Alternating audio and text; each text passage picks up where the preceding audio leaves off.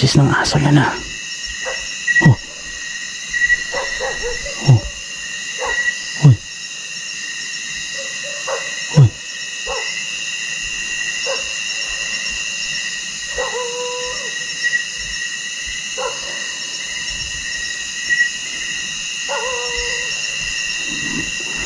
Bro, may mga aso pala dito bro.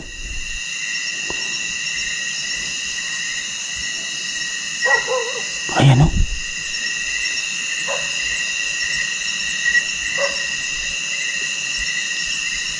Bro, nakapako mo ba? Bakit may aso dito? Kaya nga.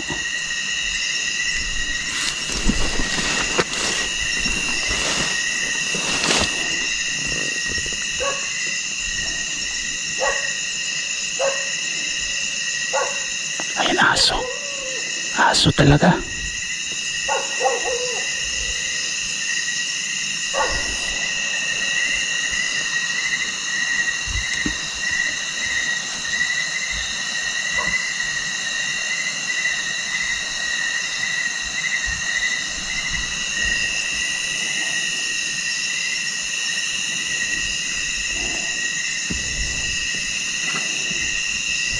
Hinahanap namin yung mga tiyanak. Tapos biglang aso yung narinig namin.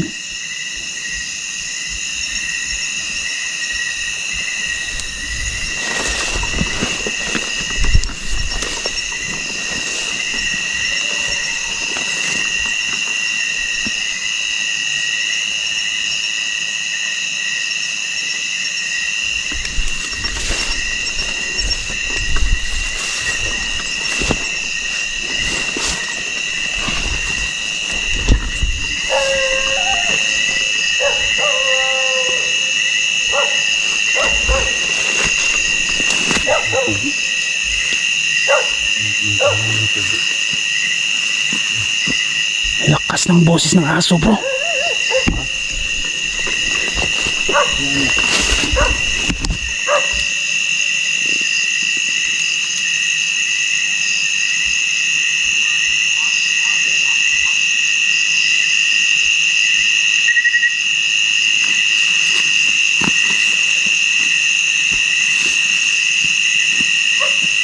Wow. Bro, nakita, pansin mo yun bro? Para may tao dun sa sa ibabaw bro. Kita mo yun? Oo. Para may dalang flashlight. Baka Para mga nahawaan bro. sila yung parang doon ang gagaling yung boses ng aso bro. Kaya nga. Baka mga nahawaan yan bro. Tao yun eh. Parang dalawang tao yata. Mga tao nga sila bro. Pero ano baka na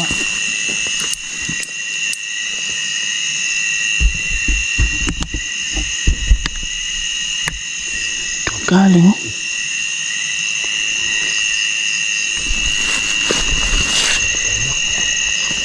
naiiyak ng bata bro. Ha? Naiiyak ng bata.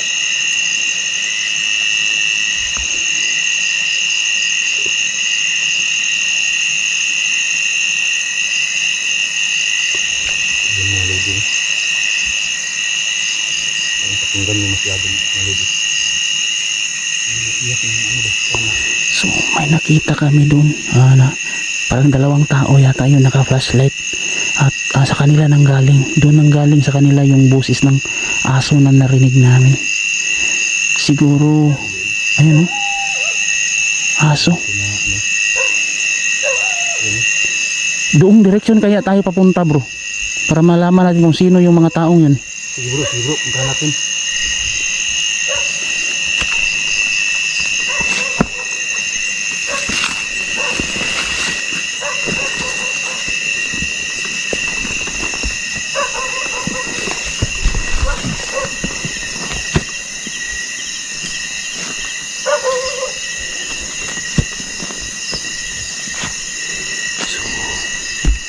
So nandito yung dating bahay na in-explore namin Marami-raming aswang din kami nahuli dito. Wakwak. So, Wala nang nakatira nito bro. check mo bro.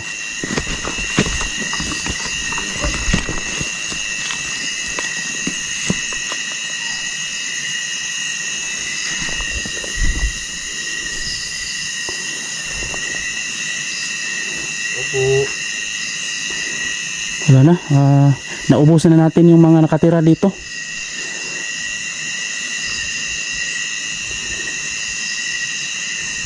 May tao bro. Wala. Kasi yung iba na nahuli natin, pinauwi natin doon sa kanila.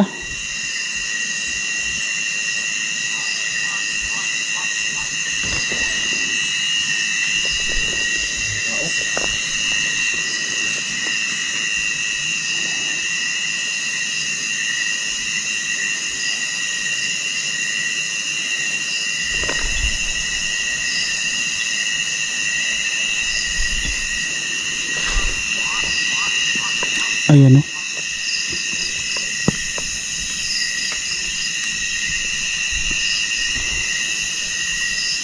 Ang tahimik ng paligid dito bro.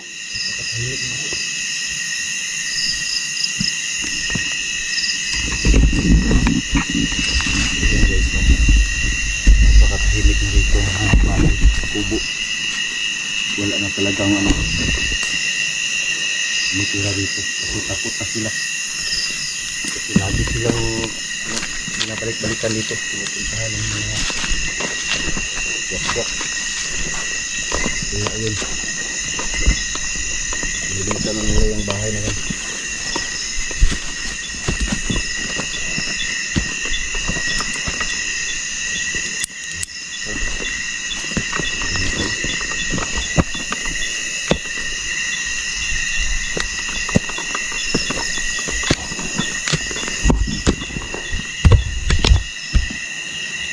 Andyan pa rin naman pala yung solar, pero kaso mahinang mahina yung ilaw.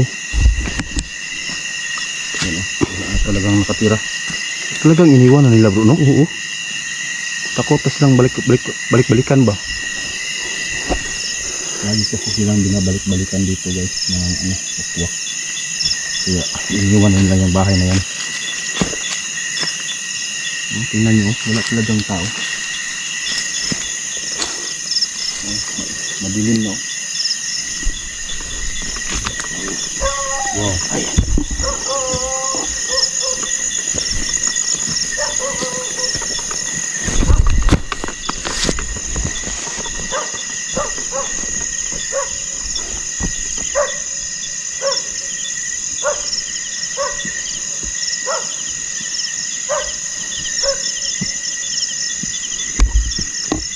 Bro, ayun bro. Nakita mo yun bro? Ha? May nagpa-flashlight talaga dun bro. Saan? Dun banda oh. Patayin mo yung flashlight mo para makita sa camera. Oo no? Oo yan, nakita mo yan? Ayan o, ayan o, ayan o. No. Ayun oh. Oo, ayan o. May tao dyan bro. May tao talaga o. Ayun oh, yung aso siguro niya. Meron talaga bro. Ayan. Oh. Diyan na kumula yung aso. So, yung taong yan, tapos malapit lang siya dito sa area na to, sa may bahay na nahulihan natin ng mga wakwak. Di kaya may connection yan dito bro? Di kaya wakwak din yan? Siguro no? O, Siguro bro. kasi nandito din siya sa area, di ba? Yung area na to dati, ano to? Laganap sila dito yung mga wakwak. Yung mga bro. Ano lang, baka sakali lang. Hindi naman tayo nag-aakusa sa kanya. Ano lang, kailangan pa rin natin mapuntahan siya para malaman natin. Oo. Diyang direksyon tayo papunta bro. Sabi. Tingnan nyo mga lodi oh. Akyatin natin yan. Yung bahay na yan, sila lang nakatira. Siguro, lumipat siguro sila sa taas bro para alam na nila kung sino ang magpunta sa kanila. Ayun talaga oh. Makita nila sa baba pa lang. Ayun yung mata ng aso bro, nakita ko pa bro. Ha? Mata ng aso. Yun o. Ayan o. Ano lang tayo, lalapit tayo dyan bro, pero wag lang tayong ano, bigla bro, baka tambangan tayo at mapahamak pa tayo dyan. Pagdating natin doon bro, ano tayo, makikipag-usap tayo ng maayos bro, yung kung baga hihingi tayo ng magandang ano ba, may mabuting asal ba, Yung magpa-kumpiyansa bro. pero wag tayo magkumpiyansa, makikipag-usap tayo ng maayos na babatiin natin ng magandang gabi. Oo. Pwede bang makipag-usap sa inyo, ano ba, yung ganun ba, para hindi sila magalit kung sakali mang, kung normal lang na tao, maayos tayong makikipag-usap para swabe yung ano natin pagpunta. Kaya nga. Malay mo bro, baka hindi yan wakwak, normal na tao yan, mabait yan, mabuting tao, baka painumin pa tayo ng kape. Siguro nga bro. Pero wag lang tayong kumpiyansa bro, baka yung kape may mahawaan tayo na ano ba, magiging wakwak tayo. Pero hindi na yan tatala bro, dahil may kargada, May langis ako bro. may kargada naman tayo bro. May langis ako bro.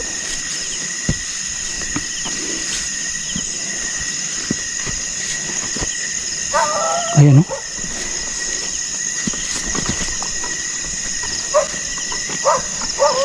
Oh, yan.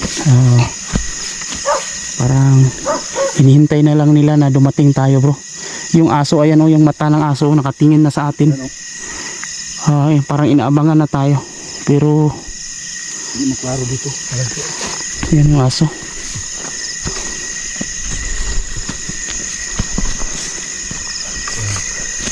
Ayan guys no. Papanik kami sa bundok. Ano, ayos, kakaya lang ba ano bro, akyatin? Kaya bro. Ayos lang. Pag salubungin tayo ng wakwak, Ayun yung mata ng aso. takbo tayo pababa.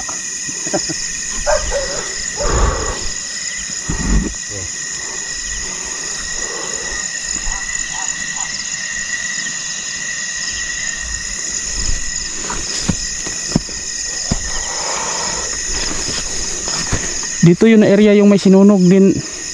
Si Wangkiting pala yung kasama ko. Ayan na, dito nakasama ka rin dito bro no? Oo. Dito yung na area may sinunog tayo ditong aswang, wakwak. Dito. Dito na area yun. Dito yun. Nagpunta din kami ni Wangkiting dito araw, meron na kaming, ay yun pala yung sinunog natin. Binalikan lang namin ba. Siniguro namin na sunog talaga. Tapos anong naabutan nyo pagka umaga? Wala na bro, abong-abo talaga bro. Tapos dinagdagan na namin ng damo para lalong maugdaw talaga. Yung buto niya, pati buto no, ugdaw. Ugdaw, abo talaga bro. Parang krinimit.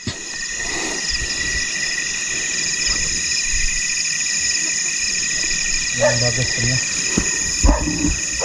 Ayun, dalawang napakaliwanag na mata ng aso. Dalawang aso. So sa tingin ko bahay siguro yan o ano yan. Kailangan natin makalapit para malaman natin. Pag-usap tayo. Sino yung nakatira dito sa bundok na to?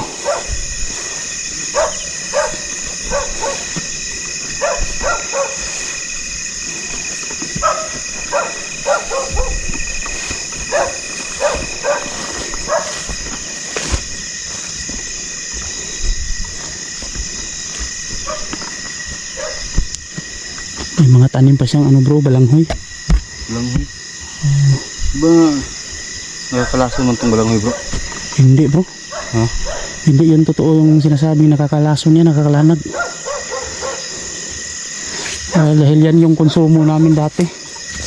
May ano pala, may mga tanim siyang mais dito. Tanim na mais. Kaya nga bro no, yung mga tao dito nagsikap na magtanim. Oo, Tapos yung bibiktimahin lang. sa bundok, yung mga tao dito nagsikap na magtanim. Tapos pag ibinta nga doon sa kapatagan, binibili nila ng mura. Mura. Kawawa yung mga magsasaka. Walang puso yung bumibili ba? Binibili na nila ng mura bro, tapos ibinibenta naman sa tindahan ng mahal. Oh, mahal. Yun nga lang. Mas malaki pa yung kita nila kaysa mismong magsasaka na nagpagod, nagpakahirap Kawawa. sa pagtanim. Oh, tama yun. Kawawa, sobrang kawawa talaga yung mga magsasaka, mga lodi. Dito sa bundok nagpakahirap, pawis, dugo, luha at saka sipon. Nagsiabutan na. Isama mo na rin yung ubo bro. Oh, yung ubo. Hindi sa totoo lang mga idol, no. Yung mga taong nandito nakatira sa bundok, talagang lumalaban ng parehas. Oo. Yung mga tao sa patag, binibili nila yung mga produkto dito sa bundok, Mura. mura. Ang kaso lang, pag maibinta na nila, sobrang mahal. Nahirapan naman talaga yung mga taong nakatira sa bundok. Mas malaki pa yung kita nila kaysa Oo mismo, nga, oo, totoo mismo yun. nagtanim. Totoo yun. Mais.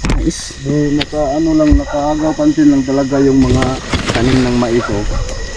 Oh, tingnan So, nyo, tanim ng mais dito sa bundok. Maraming tanim, yung mga balanghoy din. O Sino bang kamuting kahoy. nahirapan dyan magtanim na Sobrang napakabakilid. napakatirik ng bundok, tapos ganun-ganun na lang pag ibinta, pag bilihin nila mura. Ganon talaga bro. Pag walang Mga kain na bigas, mga negosyante kasi sila. may mga balanghoy dito. Kumikita sila ng labis kaysa dun sa naghirap. Oo, totoo yun. Grabe talaga ba? Sana yung mga nakaupo dyan, Bro. Ayun o. gusto nyo naman. Nabulabog na yung mga aso bro. Sobrang ano na.